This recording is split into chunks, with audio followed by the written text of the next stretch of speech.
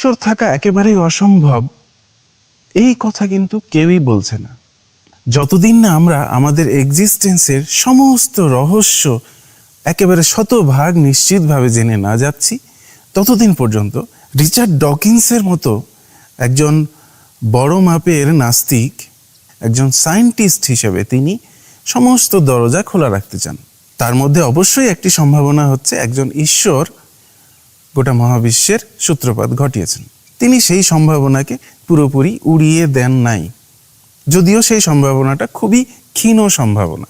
I put up here a scale of religiosity from 1 to 7, where 1 is I know there is a God, and 7 is I know there is no God. I'm a number 6, somebody who believes there's a very low probability of God existing, but still not quite zero. I'm a de facto atheist. I can't know for certain, but I think God is very improbable, and I live my life on the assumption that he isn't there.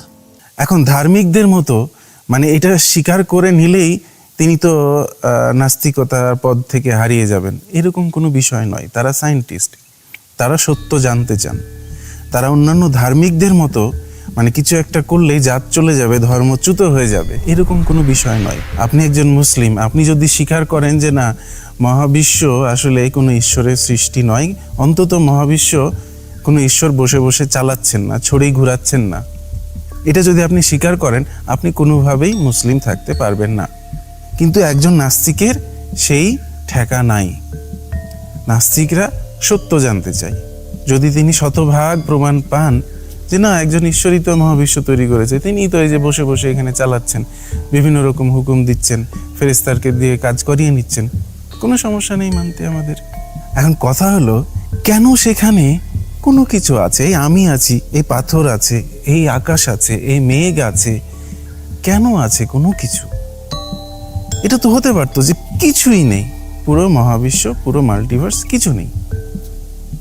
সে কিছু নেই থেকে কেন কিছু একটা থাকবে? একটা পাথরের টুকরোই বা কেন থাকবে? আমাদের এক্সিস্টেন্সের রহস্য আমরা পুরোপুরি এখনো বের করতে পারিনি। ফিজিক্স এখনো শতভাগ সমাপ্ত হয়ে যায়নি। আমরা বলতে পারি না যে ভবিষ্যতে আমরা নতুন কিছু আর জানবো না, যা জানার আমরা সব জেনে গেছি। এই কথা কোনো সায়েন্টিস্ট বলেনি, বলতে পারে না। এটা মূলত ধার্মিকরা বলে। যা জানার তারা জেনে গেছে, কারণ ঈশ্বর একটা বই তাদের জন্য লিখে পাঠিয়ে দিয়েছে, ওটার মধ্যেই সব কিছু আছে। কিন্তু সায়েন্টিস্টরা তো তা বলে না। আমাদের জানার অনেক কিছু বাকি আছে। শুধু তাই নয়, আমরা যত জানার চেষ্টা করছি তত আমরা আবিষ্কার করছি যে আমাদের কত কিছু অজানা রয়ে গেছে। বরং আমাদের জানার পরিমাণের থেকে অজানা জিনিসের পরিমাণই যে আরো বেশি, সেটা আমরা দিনের দিন প্রতিনিয়ত বুঝতে পারছি। এখন হতে পারে যে আমরা আসলে কোনো দিনই জানবো না আমাদের এক্সিস্টেন্সের আসল রহস্য। সেটা আমাদের পক্ষে ধারণ করা সম্ভবই না। আমাদের মতো ক্ষুদ্র প্রাণীর দ্বারা এই মহাবিশ্বের, এই বিশাল মহাবিশ্বের কিংবা তার চেয়েও বিশাল মাল্টিভার্সের প্রকৃত অর্থ, প্রকৃত রহস্য আমাদের পক্ষে কোনো কালেই হয়তো জানা সম্ভব হবে না। আবার হয়তো ভবিষ্যতে হতেও পারে, সেটা আমরা সময়ের উপরেই ছেড়ে দিলাম। আমাদেরকে টিকে থাকতে হবে আমাদের সময়কালে। জানেন, কত মানুষ আগুনের রহস্য না জেনেই মরে গেছে। কত মানুষ সারা জীবনে চেয়ারে না বসেই মরে গেছে। আপনার কত পূর্বপুরুষ চাকা না দেখেই মরে গেছে। আপনার সামান্য কিছুদিন আগের জেনারেশন, তারা ফোন না দেখেই মরে গেছে। আজ আপনি স্মার্টফোন হাতে নিয়ে ঘুরছেন, কিন্তু তাতে কি তাদের জীবনের মূল্য কমে গেছে? মোটেও না। তারা তাদের সময়ে বসবাস করে গেছে। সেরকম আমরা আমাদের সময়ে বাস করব, আমাদের সর্বোচ্চ চেষ্টা করব পৃথিবীর মঙ্গলের জন্য। নিশ্চয় আমাদের পরবর্তী জেনারেশনগুলো ভালো থাকবে, তারা আরো অনেক কিছু জানবে, আমাদের থেকে যোজন যোজন দূরে তারা এগিয়ে যাবে। কিন্তু তাই বলে আমরা যা জানি না সেটাকে কল্পনা দিয়ে সাজিয়ে নিব না। আমরা যেটা জানি না, চুপচাপ খুব সুন্দরভাবে আমরা বলবো আমরা জানি না। আমরা এখন পর্যন্ত জানি না। জোরে চিল্লায় বলেন আমার সাথে, আমরা জানি না, জানি না, তাতে কোনো দৈন্যতা নেই। বরং আমরা জানি নাকে উদ্ভট কিছু দিয়ে ফিল আপ করে নেওয়াই হচ্ছে দৈন্যতা। কিন্তু আজকে আমি মনে করে নিলাম ঈশ্বর আছে, মনে করে নিলাম আমার খুশি, আমি মনে করব আজকে কেউ আমাকে ঠেকাতে পারবে না।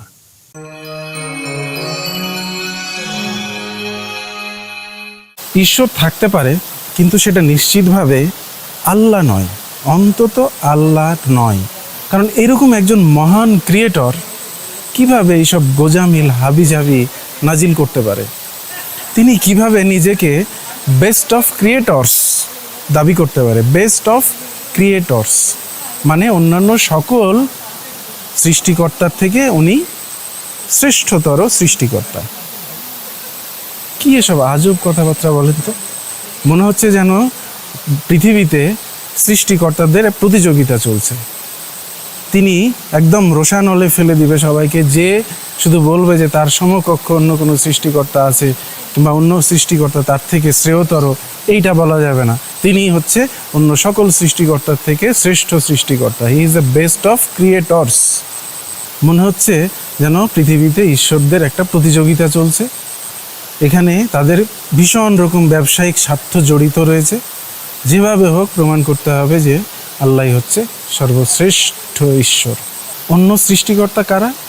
ইহুদিদের সৃষ্টিকর্তা, খ্রিস্টানদের সৃষ্টিকর্তা, প্যাগানদের সৃষ্টিকর্তা, আরও অনেক সৃষ্টিকর্তা ছিল। তাদের থেকে আল্লাহ হচ্ছে সেরা, তাকে একটা নোবেল দিয়ে দাও। এই যে সূরা ফাতিহা শুরু করছি মহান আল্লাহর নামে, কে শুরু করছে? কে এসব বলছে? আল্লাহ এসব বলছে? মানে আল্লাহ কি অন্য আল্লাহর নামে শুরু করছে? আল্লাহ কি তার কোনো সৃষ্টিকর্তা পালনকর্তা আছে, তাকে স্মরণ করছে? মানে এটা কিভাবে আল্লাহর বাণী হইতে পারে? সামান্য যদি কেউ মগজ ব্যবহার করে তাহলে এটা বুঝে যাবে। সে কারণেই ধর্মগুরুরা এই সূরা ফাতিহার এমন গুণাবলীর কথা বলতে থাকে, এইটা পড়লে আপনার জীবনে আর কোনো অসুখ বিসুখ হবে না, অসুখ হলে সব ভালো হয়ে যাবে। মানে সর্বরোগের মহা ঔষধ হচ্ছে এই সূরা ফাতিহা, যাতে আপনার মাথায় প্রশ্ন উদয় হওয়ার সময়ই না থাকে। কোনোভাবেই তারা চায় না যে আপনার মাথায় প্রশ্নের উদয় হোক, যে কারণে আপনাকে তারা চায় বিশ্বাসের ভারে আপনি যেন নতজানু হয়ে থাকেন সব সময়। আবার 3 নম্বর সূরার 27 নম্বর আয়াতে তিনি বলছেন, তুমি রাতকে দিনের মধ্যে প্রবেশ করাও, জীবিতকে মৃতের মধ্যে প্রবেশ করাও, তুমি রিজিক দান করো। এই তুমিটা কে ভাই? মানে মনে হচ্ছে না যে এগুলো আসলে নবীর বাণী? মানে এটাও কি বলে দেওয়া লাগবে? সামান্যতম কমন সেন্সের ব্যবহার করাও কি নিষিদ্ধ আছে আপনাদের জন্য? এরকম অসংখ্য জায়গায় আপনারা গোজামিল পাবেন। কখনো মনে হবে কোরআন হচ্ছে নবীর বাণী, কখনো মনে হবে কোরআন হচ্ছে আল্লাহর বাণী। একজন মানুষ আল্লাহর অভিনয় করতে যেয়ে অনেক জায়গায় তালগোল পাকিয়ে ফেলেছে। একদিনে তো আর কোরআন নাজিল হয় নাই। 22 বছর ধরে সব সময় সব কিছু মনে রাখা অনেকটা সম্ভব হয় না মানুষের পক্ষে।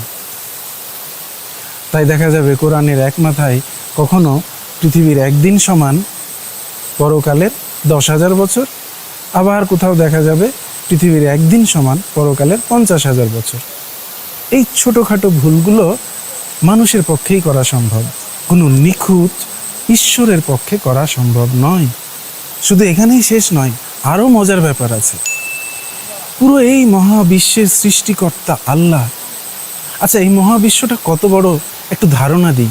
ছবিটার দিকে তাকান। এটি হচ্ছে আমাদের ভিজিবল আকাশের খুব ক্ষুদ্র একটা অংশের ছবি, যেটি হাবল টেলিস্কোপের মাধ্যমে পাওয়া। এই ছবির প্রতিটি বিন্দু হচ্ছে এক একটা গ্যালাক্সি, যার মধ্যে 100 বিলিয়ন করে স্টার, তারা বা নক্ষত্র, বা আমাদের সূর্যের মতো বা এর থেকে বড় বড় নক্ষত্র রয়েছে। 100 বিলিয়ন প্রতিটা বিন্দুতে। সেই 100 বিলিয়ন স্টারের কোনো এক সূর্যের কোনো এক গ্রহের সামান্য কিছু মানুষ, ছোট ছোট মানুষ, ছোট ছোট কিছু জীব হচ্ছে আমরা। এখন আল্লাহ যদি সত্যি সত্যি মনে করেন যে পৃথিবীর মানুষগুলো বিপথে চলে গেছে, তাদেরকে সুপথে আনা দরকার, তাহলে তিনি ইনস্ট্যান্টলি সেটা করতে পারতেন। Within a second. আবার যদি তিনি মনে করেন যারা বিপথে চলে গেছে এদেরকে ধ্বংস করে দেওয়া দরকার, তাহলে তিনি এরকম একটা পৃথিবী না, এরকম একটা সৌরমণ্ডলও না, এরকম একটা মিল্কি ওয়ে গ্যালাক্সিকে পর্যন্ত উইদিন এ সেকেন্ড ভ্যানিশ করে দিতে পারে। এই ছবিটি থেকে ঈশ্বর যদি একটা ডট মুছে দেয়, কিচ্ছু যায় আসে না, না ঈশ্বরের কিছু যায় আসে, না ইউনিভার্সের কিছু যায় আসে। এরকম একটা গ্যালাক্সিকেই তিনি মুহূর্তে নাই করে দিলে, ধ্বংস করে দিলে কিচ্ছু যায় আসে না। সেই ঈশ্বর পৃথিবীর, সৌদি আরবের মরুভূমির সামান্য কিছু বেদুইনকে চ্যালেঞ্জ ছুড়ে দিচ্ছে, এই তোরা আমার মতো একটা কবিতার লাইন লিখে দেখা তো দেখি। কেমন হাস্যকর কথা বলেন তো। এরকম একটা মহাবিশ্বের, কিংবা আরো অনেক মহাবিশ্ব থাকতে পারে, একটা মাল্টিভার্সের ক্রিয়েটর, প্রতিষ্ঠাতা, সৃষ্টিকর্তা, তিনি কিনা আরবের সামান্য কিছু বেদুইনকে চ্যালেঞ্জ ছুড়ে দিচ্ছে, এই তোরা আমার মতো একটা কবিতা লিখে দেখা তো দেখি। আচ্ছা, এই মতটা কিভাবে হয়? আপনাদের যাদের শিল্প সাহিত্য সম্পর্কে সামান্য ধারণা আছে তারা জানেন যে একটার মতো আর একটা হয় না, হলে সেটা হয়ে যায় পুরোপুরি কপি, সেটাকে আর আলাদা কিছু বলা যায় না, সেটা এক জিনিসে পরিণত হয়। এখন রবীন্দ্রনাথের একটা কবিতার লাইনকে কি আপনি নজরুলের একটা কবিতার লাইনের মতো বলতে পারবেন? দুজন দুজনের মতো আলাদা, দুজন দুজনের মতো লিখে গেছে, কারোটা কারো মতো হয় না। আর যদি হুবহু মিলে যায় তখন তো সেটা আর আলাদা থাকলো না, সেটা দুইটা জিনিসই তখন এক জিনিস হয়ে গেল। আচ্ছা বলেন তো, কুরআনেরই একটি সূরা কি আরেকটি সূরার মতো? একটি আয়াত কি আরেকটি আয়াতের মতো? কি কি ক্রাইটেরিয়া থাকলে আপনারা বলবেন যে হ্যাঁ এটা এটার মতো হয়েছে? যদি সেই ক্রাইটেরিয়াগুলো বলে দেন তাহলে তো সেকেন্ডের ব্যাপার, খুব অল্প সময়ের মধ্যে অজস্র কোরআনের মতো আয়াত, সূরা, পুরো কোরআনেরই কপি পেয়ে যাবেন। অলরেডি আছে, সার্চ দিয়ে দেখুন।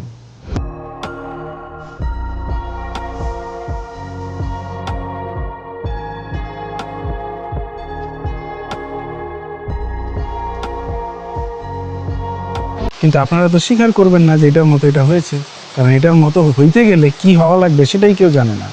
এই ধরনের হাস্যকর চ্যালেঞ্জ কে করতে পারে বলেন তো? একটা মানুষ করতে পারে, কারণ সে যখন খুব কষ্ট করে একটা কবিতা লিখবে তখন সে গর্ব ভরে বলতে পারে এরকম একটা আয়াত, এরকম একটা কবিতা লিখে দেখা দেখি। এরকম গর্ব, এরকম চ্যালেঞ্জ, এরকম আজাইরা চ্যালেঞ্জ এই মাল্টিভার্সের ক্রিয়েটর কখনোই না। এটা মানুষের পক্ষে মানাই, কোনো ঈশ্বরের পক্ষে নয়, কোনো সত্য ঈশ্বরের পক্ষে অসম্ভব।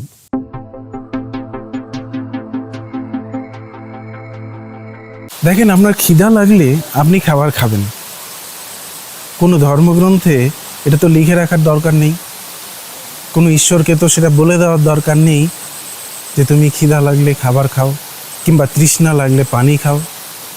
যে শিশুটি সদ্য জন্মগ্রহণ করলো, কোনো ধর্মগ্রন্থ পড়ে তো তার জানার দরকার নেই যে তাকে মাতৃদুগ্ধ পান করতে হবে। যে ঈশ্বর তাকে তৈরি করেছে সে তার মধ্যেই সেই বিল্ট ইন সফটওয়্যার তার মধ্যেই ঢুকিয়ে রেখেছে। সে জন্মগ্রহণ করার পরে সে মাতৃদুগ্ধ পান করবে, আরও কিছুদিন বড় হলে সে হাঁটাহাঁটি করবে, তার চেয়ে বড় হলে লেখাপড়া করতে যাবে, স্কুল কলেজে যাবে, একসময় যুবক হবে, একসময় বংশ বিস্তার কার্যক্রমে ঝাঁপিয়ে পড়বে। তাকে সেভাবেই ঈশ্বর তৈরি করেছে। আলাদা একটা বই লিখে বলে দেওয়ার দরকার নেই তুমি এটা করো, তুমি ওটা করো না। তাহলে কোন সেই ঈশ্বর যে বলছে সারাদিন আপনাকে না খেয়ে থাকতে হবে, খাবার খাবেন না, এমনকি পানিও খাবেন না, শুধুমাত্র এটা প্রমাণ করার জন্য একটা বিশেষ ধর্মকে আপনি আপনার শারীরিক ইম্পালস, আপনার শারীরিক প্রবৃত্তি থেকে বেশি গুরুত্ব দিচ্ছেন? কোন সেই ঈশ্বর যে আপনাকে বলছে 5 ওয়াক্ত নামাজ পড়তে হবে, যখন সেই ঈশ্বর খুব সহজেই পারত আপনি ঠিক যেভাবে 3 বেলা খাবার খান সেভাবে 5 ওয়াক্ত নামাজও পড়তে পারতেন। আপনার মধ্যে সেই বিল্ট ইন সফটওয়্যার তিনি ঢুকিয়ে দিতে পারতেন, কারণ যে ঈশ্বর আপনাকে তৈরি করেছে সেই ঈশ্বর আপনাকে সেভাবেই তৈরি করেছে যাতে আপনি 3 বেলা খাবার খান। কোনো ধর্মগ্রন্থে সেটা লিখে দেওয়ার দরকার নেই। সুতরাং ঈশ্বর যদি চাইতেন আপনি 5 বেলা নামাজ পড়েন, তাহলে আপনাকে বই লিখে সেটা জানানোর দরকার ছিল না, আপনার মধ্যে বিল্ট ইন সফটওয়্যার ঢুকিয়ে দিত যাতে আপনি ঠিক 5 বেলা নামাজ পড়তেন। যে ঈশ্বর আপনাকে তৈরি করেছে সেই ঈশ্বর ছেলেদেরকে খুব সুন্দর একটা পুরুষাঙ্গ দিয়ে তৈরি করেছে। তাহলে কোন সেই ঈশ্বর যে ঈশ্বর আবার বলছে সেই পুরুষাঙ্গের মাথা কেটে ফেলতে হবে? কোন ঈশ্বর পৃথিবীতে মদ তৈরি করতে শিখালো? কোন ঈশ্বর পৃথিবীতে শূকর নিয়ে আসলো? আবার কোন ঈশ্বর বই লিখে আবার সব কিছুকে নিষিদ্ধ ঘোষণা করছে? আপনার সন্তান শিশুরা আনন্দে পেলে নাচে,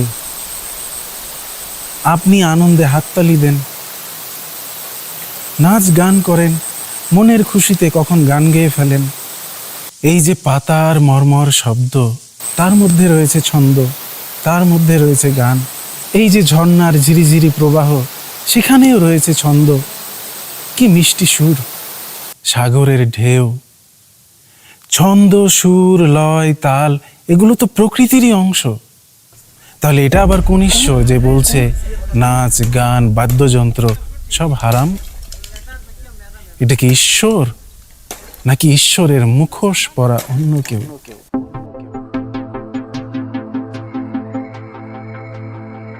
আপনাকে যদি রোবট তৈরি করতে বলা হয়, তাহলে আপনি সেই রোবটকে দিয়ে যা যা করাতে চান ঠিক সেভাবেই তো তাকে তৈরি করবেন। আপনি রোবটকে দিয়ে যদি যুদ্ধ করাতে চান, তাহলে তো আপনি এমন রোবট তৈরি করবেন না যে শুধু ভালোবাসতেই জানে। আবার তৈরি করে দেওয়ার পরে এমন একটা বই লিখে পাঠাবেন না সেই রোবটের কাছে যে তুই এখন থেকে ভালোবাসা বন্ধ করে যুদ্ধ করা শুরু কর। কিংবা আপনি যদি চান যে এমন একটা রোবট যে শুধু ভালোই বাসবে, তাহলে নিশ্চয় আপনি এমন রোবট বানাবেন না যে যুদ্ধ করতে পারে শুধু, তারপরে আবার একটা বই লিখে পাঠাবেন না যে তুই এখন যুদ্ধ করা বন্ধ করে ভালোবাসা শুরু কর। এখন কোনো ঈশ্বর যদি একটা বই লিখে পাঠায় যে কুকুররা এখন থেকে মিউ মিউ করবে আর বিড়ালরা এখন থেকে ঘেউ ঘেউ করবে, তাহলে কি সেটা কোনো ঈশ্বরের কর্ম বলে মনে হবে? কারণ ঈশ্বর যদি সেটাই চাইতো, তাহলে কুকুরকে সেভাবেই তৈরি করতো যাতে সে মিউ মিউ করে, আর বিড়ালকে সেভাবেই তৈরি করতো যাতে সে ঘেউ ঘেউ করে। এইটা সে কখনোই বই লিখে পাঠাতো না, কোনো ইনস্ট্রাকশন দিয়ে একটা বই নাজিল করতো না। এটা খুবই হাস্যকর একটা প্রক্রিয়া। কোনো প্রকৃত ঈশ্বর এই ধরনের কাজ করতে পারে না। আপনারা যে ঈশ্বরের ইবাদত করে আসছেন বছরের পর বছর, সেই ঈশ্বর আসলে একজন মানুষের তৈরি, যে মানুষ তার নিজের লোভ লালসা পূরণ করার জন্য এই ঈশ্বরকে বানিয়েছে। এই ঈশ্বরের মাঝে লুকিয়ে আছে একজন মরুর রাখালের রাজা বাদশাহ হওয়ার স্বপ্ন। এই ঈশ্বর তৈরি করা হয়েছে তার নিজের মধ্যে থাকা নারী লিপ্সাকে চরিতার্থ করার জন্য। আর আপনারা সেই ঈশ্বরকে যুগ যুগ ধরে নিজের মতো করে সাজিয়ে গুছিয়ে নিয়েছেন, নিজেদের মনের মতো করে তৈরি করে নিচ্ছেন ঈশ্বরকে। প্রথমেই বলেছিলাম, আজকে আমি ধরেই নিব যে ঈশ্বর আছেন, তবে আপনারা যে ঈশ্বরের ইবাদত করছেন সেই ঈশ্বরের সৃষ্টিকর্তা আপনারা নিজেই, সেই ঈশ্বরের পালনকর্তাও আপনারা নিজেই। যেদিন থেকে আপনারা এই ঈশ্বরের লালন পালন করা বন্ধ করে দিবেন, সেদিন থেকেই এই ঈশ্বর নিশ্চিহ্ন হয়ে যাবে, জাস্ট ভ্যানিশ।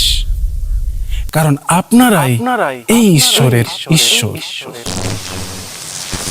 আপনারাই হচ্ছেন ঈশ্বরের ঈশ্বর।